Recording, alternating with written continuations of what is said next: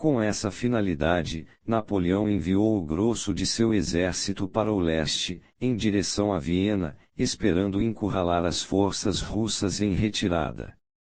Mas a perseguição se meteu em um atoleiro, o tempo estava ruim, as tropas francesas estavam cansadas, seus marechais cometiam erros e, o mais importante, o ardiloso Kutuzov era mais esperto na retirada no que do ataque. Conseguindo despistar os franceses, ele chegou à cidade de Olmütz, a noroeste de Viena, onde as forças austro-russas estavam estacionadas. Agora a situação se inverteu, de repente era Napoleão que estava em grave perigo. A força de suas tropas era a mobilidade, relativamente pequenas, elas eram individualmente vulneráveis e funcionavam melhor quando operavam próximas umas das outras o suficiente para chegarem rápido com ajuda. Agora elas estavam dispersas em uma longa linha de Munique até Viena, que Napoleão havia tomado depois de sua vitória sobre Mack em Ulm. Os homens estavam famintos, cansados e havia escassez de suprimentos. Os austríacos combatendo os franceses no norte da Itália haviam desistido da batalha ali e estavam em retirada, mas isso os colocava dirigindo-se para o noroeste, representando uma ameaça ao flanco sul de Napoleão. Ao norte, os prussianos, vendo Napoleão em dificuldades, estavam considerando se unir à aliança. Se isso acontecesse, eles poderiam causar um estrago nas linhas extensas de comunicação e suprimentos de Napoleão e os dois exércitos movendo-se do norte e do sul poderiam esmagá-lo até a morte. As opções de Napoleão eram terríveis. Continuar a perseguição a Kutuzov estenderia ainda mais suas linhas. Além disso, os russos e austríacos eram agora 90.000 homens e estavam em uma excelente posição em Olmütz. Ficar parado, por outro lado, era arriscar ser lentamente engolido por exércitos de todos os lados. A retirada parecia ser a única solução, e foi isso que seus generais aconselharam, mas com o tempo piorando, era meados de novembro, e o inimigo com certeza importunando-o, isso sairia caro também e a retirada significaria que sua vitória em Ulm tinha sido desperdiçada, um tremendo golpe no moral de seus homens. Isso praticamente convidaria os prussianos a entrarem na guerra, e os ingleses, seus inimigos, vendo-o vulnerável, talvez chegassem até a invadir a França. Qualquer caminho que ele escolhesse parecia levar ao desastre. Durante vários dias ele ficou mergulhado em seus pensamentos, ignorando seus conselheiros e consultando mapas. Enquanto isso, em Olmütz, os líderes austríacos e russos, entre eles o imperador Francisco I da Áustria e o jovem czar Alexandre, observavam os movimentos de Napoleão com intensa curiosidade e excitação. Eles o tinham onde queriam que ficasse, certamente seriam capazes de compensar o desastre em Ulm. No dia 25 de novembro, batedores aliados relataram que Napoleão havia movido uma grande parte de seu exército para Austerlitz, a meio caminho entre Viena e Olmütz. Ali parecia que suas forças estavam ocupando o outeiro de Pratzen, uma posição que indicaria preparação para a batalha. Mas Napoleão tinha apenas uns 50.000 homens com ele, era quase a metade do que tinham seus adversários. Que esperanças ele tinha de enfrentar os aliados? Mesmo assim, no dia 27 de novembro, Francisco I ofereceu-lhe um armistício. Napoleão era formidável e, mesmo nesta desvantagem, lutar contra ele era arriscado. Na verdade, Francisco também estava tentando se dar um tempo para cercar totalmente o exército francês, mas nenhum dos generais da aliança achava que Napoleão cairia nesse truque. Para sua surpresa, entretanto, Napoleão parecia ansioso para entrar em acordo. De repente, o czar e seus generais tiveram outra ideia. Ele estava em pânico, agarrando-se a qualquer coisa como tábua de salvação. Essa suspeita pareceu se confirmar quase de imediato, quando, em 29 de novembro, Napoleão abandonou o outeiro de Pratzen quase tão rápido quanto o havia tomado, assumindo uma posição a oeste e repetidamente reposicionando sua cavalaria. Ele parecia totalmente confuso. No dia seguinte, solicitou um encontro com o próprio czar. Mas o czar mandou um emissário, que voltou com a notícia de que Napoleão não conseguira disfarçar seu medo e sua dúvida. Ele parecia nervoso, emotivo, até tresloucado. As condições do emissário para o armistício tinham sido duras, e embora Napoleão não concordasse com elas, havia escutado sem dizer nada, parecendo humilhado, intimidado até. Isto foi música para os ouvidos do jovem czar, que estava impaciente por seu primeiro encontro com Napoleão. Estava cansado de esperar. Ao abandonar o outeiro de Pratzen, Napoleão parecia ter se colocado em uma posição vulnerável, suas linhas ao sul estavam fracas e sua rota de retirada, a sudoeste em direção a Viena, estava exposta. Um exército aliado poderia tomar o outeiro de Pratzen, girar ao sul para abrir caminho por esse ponto fraco nas linhas dele e interceptar sua retirada, depois voltar-se de novo para o norte a fim de cercar seu exército e destruí-lo. Por que esperar? Jamais haveria outra chance melhor. O czar Alexandre e seus generais mais jovens prevaleceram sobre o hesitante imperador austríaco e lançaram o ataque. Ele começou cedo, na manhã do dia 2 de dezembro. Enquanto duas divisões menores enfrentavam os franceses pelo norte, impedindo-os de sair do lugar, uma sucessão de soldados russos e austríacos movia-se em direção ao outeiro de Pratzen, tomava-o, depois girava para o sul, mirando o ponto fraco francês. Embora encontrassem resistência do inimigo em número inferior, eles rapidamente avançaram e logo conseguiram tomar as posições chaves que lhes permitiram virar para o norte e cercar Napoleão.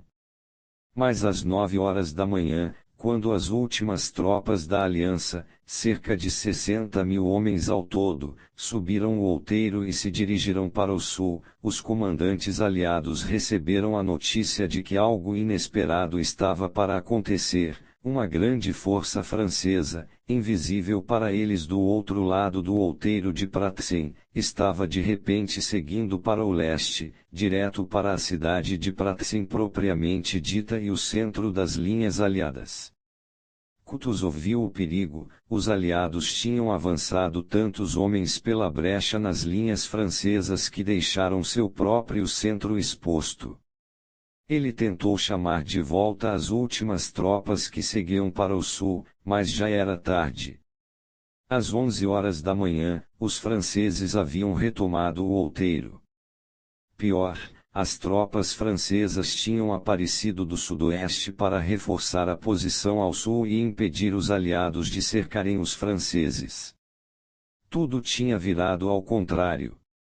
Atravessando a cidade de Pratzen, os franceses agora estavam passando pelo centro aliado e rapidamente movendo-se para interceptar a retirada das tropas aliadas ao sul. Cada parte do exército aliado norte, centro e sul estava agora efetivamente isolada das outras. Os russos no extremo sul tentavam recuar mais para o sul, porém milhares deles perderam suas vidas nos lagos e pântanos congelados no meio do caminho. Às 5 horas da tarde, a rota estava completa, e fez-se uma trégua. O exército austro-russo havia sofrido baixas terríveis, muito mais do que os franceses. A derrota era tão grande que a aliança sofreu um colapso, a campanha estava terminada. De algum modo Napoleão havia extraído vitória da derrota. Austerlitz foi o grande triunfo de sua carreira. Interpretação. Na crise que levou à Batalha de Austerlitz, os conselheiros e marechais de Napoleão tinham pensado apenas em retirada. Às vezes é melhor, eles acreditavam, aceitar um revés de boa vontade e ficar na defensiva. Do outro lado estavam os Ar e os aliados, que tinham Napoleão como fraco. Esperassem para cercá-lo ou o atacassem logo, eles estavam na ofensiva. No meio, ficava Napoleão, que como um estrategista estava muito acima tanto de seus próprios conselheiros como de seus marechais, por um lado, e dos Ar e os generais da aliança, de outro. Sua superioridade estava na fluidez de seu pensamento, ele não concebia a guerra em termos mutuamente exclusivos de defesa e ofensa. Em sua cabeça, elas estavam inextricavelmente associadas. Uma posição defensiva era a maneira perfeita para disfarçar uma manobra ofensiva, um contra-ataque. Uma manobra ofensiva muitas vezes era a melhor maneira de defender uma posição fraca. O que Napoleão orquestrou em Austerlitz não foi retirada nem ataque, mas algo muito mais sutil e criativo. Ele fundiu defesa e ofensiva para armar a armadilha perfeita. Primeiro, tendo tomado Viena, Napoleão avançou para Austerlitz, aparentemente tomando a ofensiva. Isso surpreendeu austríacos e russos, mesmo que eles ainda estivessem em número superior a ele. Em seguida, ele recuou e adotou a posição defensiva, depois ele pareceu oscilar entre ofensiva e defensiva, dando toda a aparência de confusão. Em seu encontro com o emissário do Czar, ele parecia confuso, tanto pessoal como estrategicamente. Era tudo teatro, encenado por Napoleão para se fazer de fraco e vulnerável, convidando ao ataque. Estas manobras iludiram os aliados fazendo-os esquecer a prudência, atacar Napoleão com total abandono e, com isso, ficando expostos. A posição defensiva deles em Olmütz era tão forte e dominante que só seu abandono a arruinaria, e foi isso exatamente que Napoleão os induziu a fazer. Em seguida, em vez de se defender do ataque precipitado, de repente passou ele mesmo para a ofensiva, o contra-ataque. Assim ele alterou a dinâmica da batalha não só física como psicologicamente. Quando um exército no ataque tem de ficar na defensiva de repente, seu ânimo esmorece. E realmente as tropas da aliança entraram em pânico, recuando até os lagos congelados que Napoleão pretendera o tempo todo que fossem o cemitério deles. A maioria de nós sabe jogar apenas na ofensiva ou na defensiva. Ou entramos no modo de ataque, partindo para cima de nossos alvos em um impulso desesperado de conseguir o que queremos, ou tentamos furiosamente evitar o conflito e, se ele nos é imposto, afastar nossos inimigos da melhor forma possível. Nenhuma das duas abordagens funciona quando se exclui a outra. Tornando a ofensiva nossa regra, criamos inimigos e arriscamos agir precipitadamente e perder o controle de nosso próprio comportamento, mas ficar sempre na defensiva nos deixa encurralados, torna-se um mau hábito. Em qualquer um dos casos somos previsíveis. Em vez disso, considere a terceira opção, o estilo de Napoleão. Às vezes você parece estar vulnerável e na defensiva, fazendo seus adversários desconsiderá-lo como uma ameaça, fazendo-os baixarem a guarda. No momento certo e quando perceber uma brecha, você passa para o ataque. Sua agressão deve ser controlada e sua fragilidade, uma manobra para disfarçar suas intenções. Em um momento perigoso, quando aqueles à sua volta veem apenas a ruína e a necessidade de recuar, é aí que você fareja uma oportunidade. Fingindo-se de fraco você pode seduzir seus inimigos agressivos a atacá-lo a pleno vapor. Em seguida, pegue-os de surpresa passando para a ofensiva quando eles menos esperam. Misturando ofensiva com defesa deste modo fluido, você ficará um passo à frente de seus adversários inflexíveis. Os melhores golpes são aqueles que eles não veem se aproximar. por mais desesperadoras que sejam a situação e as circunstâncias, não se desespere. Quando houver o que temer, não tema. Quando cercado de perigos, não tema nenhum deles. Quando sem recursos, confie na engenhosidade. Quando surpreendido, pegue o próprio inimigo de surpresa. Sun Tzu, A Arte da Guerra, século IV a.C. Jiu-Jitsu. Em 1920, o Partido Democrata indicou o governador de Ohio, James Cox, como seu candidato para a sucessão do presidente Woodrow Wilson, que se aposentava. Ao mesmo tempo, nomeou Franklin Delano Roosevelt, de 38 anos, como seu vice-presidente. Roosevelt havia servido como secretário assistente da Marinha de Wilson. Mais importante, ele era primo de Theodore Roosevelt, ainda muito popular depois de sua presidência na primeira década do século. O indicado republicano era Warren G. Harding, e a campanha foi uma experiência estafante. Os republicanos tinham muito dinheiro, eles evitavam falar de problemas e jogavam com a imagem sociável de Harding. Cox e Roosevelt responderam aos republicanos partindo para uma vigorosa ofensiva, baseando sua campanha em um único tema de Wilson, a participação na Liga das Nações, que, eles esperavam, traria paz e prosperidade. Roosevelt fazia campanha por todo o país, fazendo um discurso após o outro. A ideia era enfrentar o dinheiro dos republicanos com o simples esforço. Mas a corrida foi um desastre. Harding ganhou a presidência em uma das vitórias mais esmagadoras da história eleitoral americana. No ano seguinte, Roosevelt foi acometido de poliomielite e perdeu o uso das pernas. Chegando logo depois da desastrosa campanha de 1920, sua doença marcou um momento decisivo em sua vida, tomando consciência de repente de sua fragilidade física e de sua mortalidade, ele se retraiu para dentro de si mesmo e fez uma reavaliação. O mundo da política era corrupto e violento. Para vencer uma eleição, as pessoas fariam qualquer coisa, submetendo-se a todos os tipos de ataques pessoais.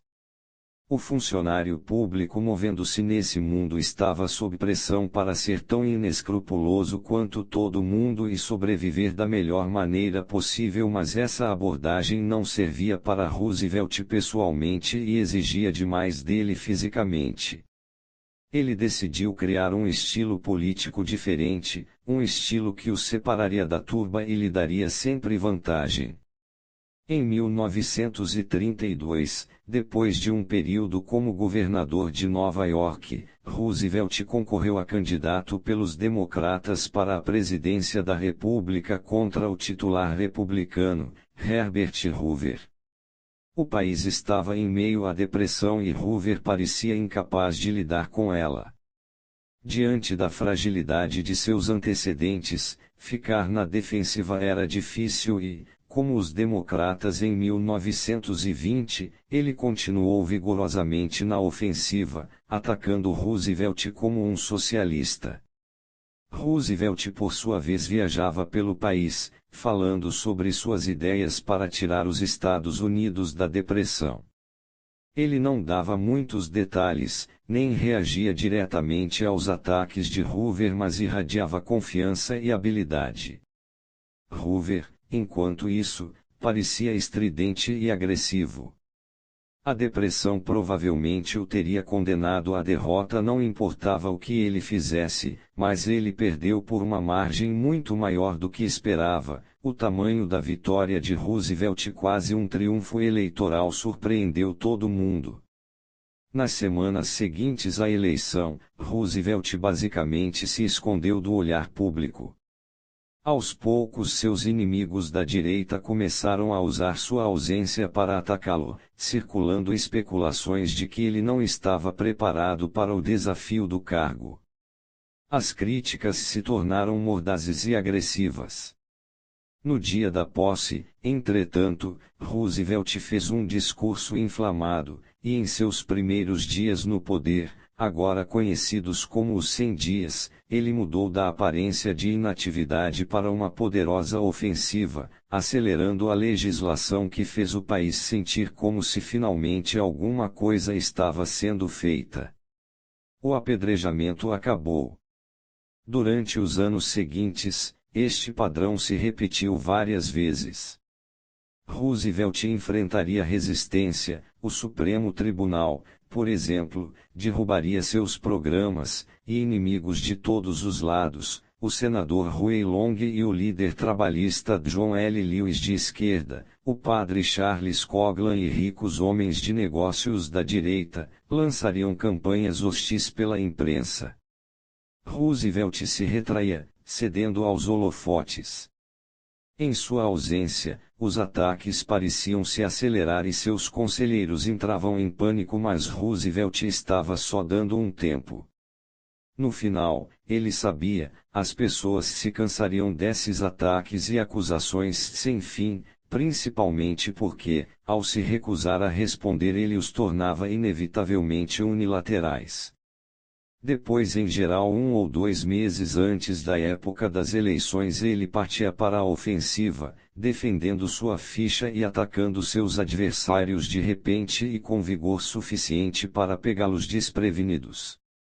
O senso de oportunidade também surpreendia o público, chamando as atenções para ele.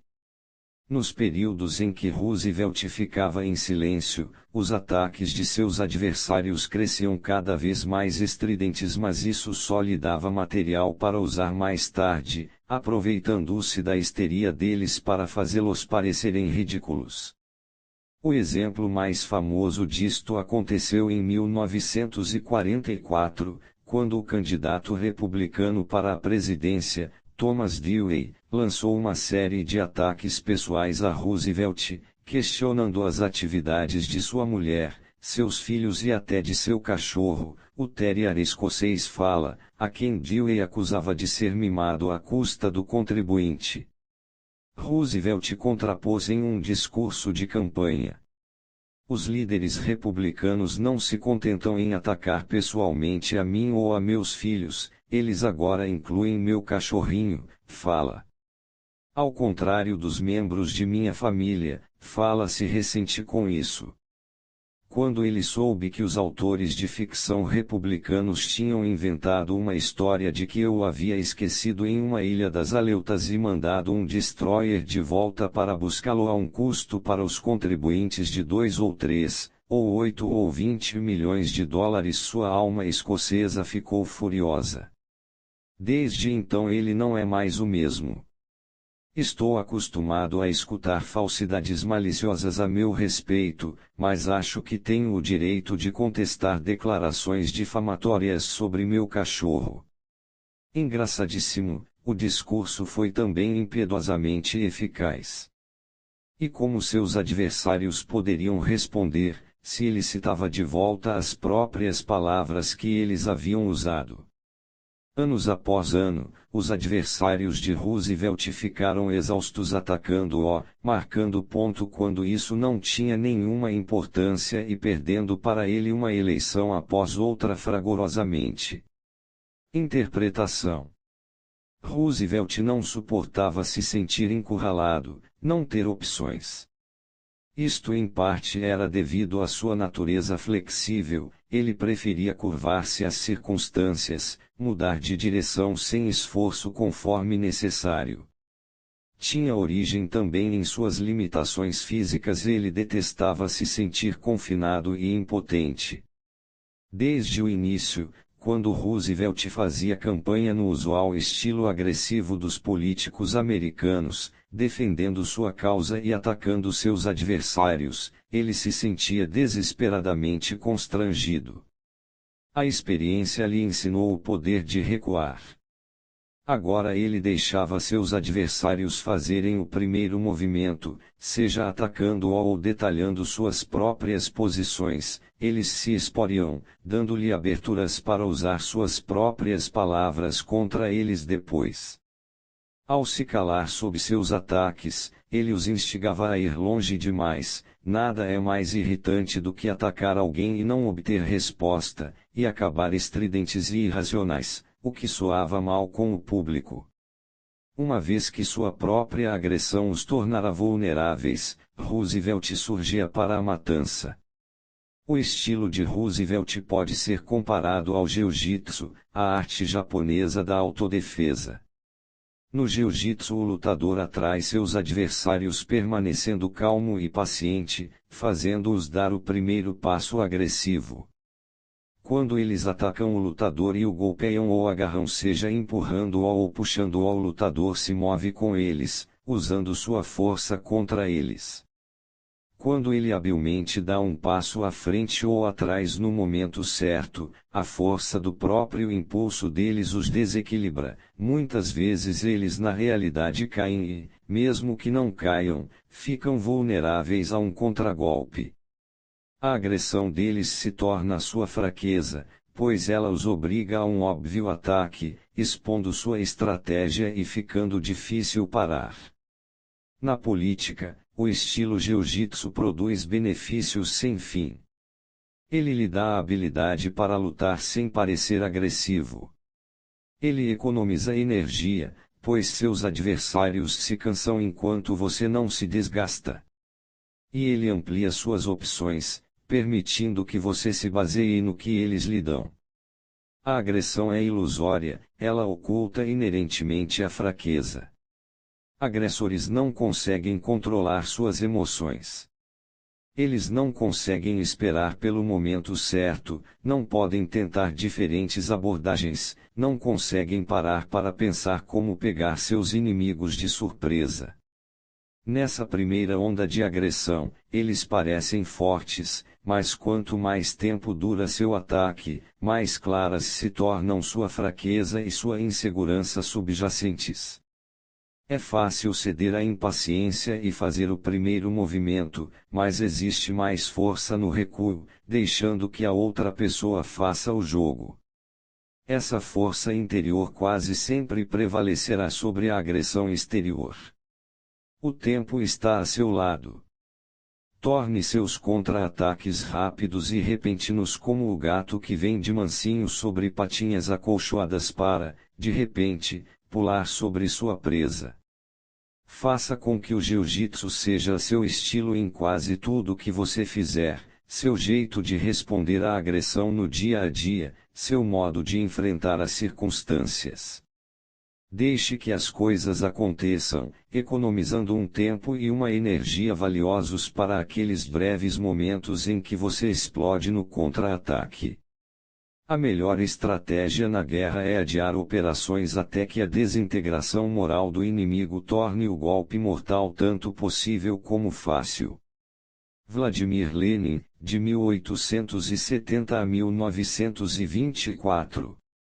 Chaves para a guerra. Milhares de anos atrás, no alvorecer da história militar, vários estrategistas em diferentes culturas notaram um fenômeno peculiar. Na batalha, o lado que estava na defensiva com frequência vencia no final. Parecia haver várias razões para isto. Primeiro, quando o agressor partia para o ataque, ele não tinha mais surpresas em estoque. O que se defendia podia ver claramente a estratégia do outro e se proteger. Segundo, se o que estava na defensiva pudesse de algum modo devolver este ataque inicial, o agressor ficaria em uma posição fraca, seu exército ficava desorganizado e exausto. É preciso mais energia para conquistar uma terra do que para conservá-la. Se os que se defendiam pudessem tirar partido desta fragilidade para desfechar um contragolpe, em geral eles forçariam o agressor a recuar. Com base nestas observações, a arte do contra-ataque foi desenvolvida. Seus princípios básicos eram deixar o inimigo fazer o primeiro movimento, atraindo-o ativamente para um ataque agressivo que gastaria sua energia e desequilibraria suas linhas, depois tirar vantagem da fraqueza e desorganização dele. Esta arte foi aprimorada por teóricos como Sun Tzu e praticada à perfeição por líderes como Filipe da Macedônia. O contra-ataque é, de fato, a origem da moderna estratégia. O primeiro exemplo real de uma abordagem indireta à guerra, ele representa uma grande evolução do pensamento. Em vez de ser brutal e direto, o contra-ataque é sutil e enganador, usando a energia e a agressão do inimigo para provocar sua queda.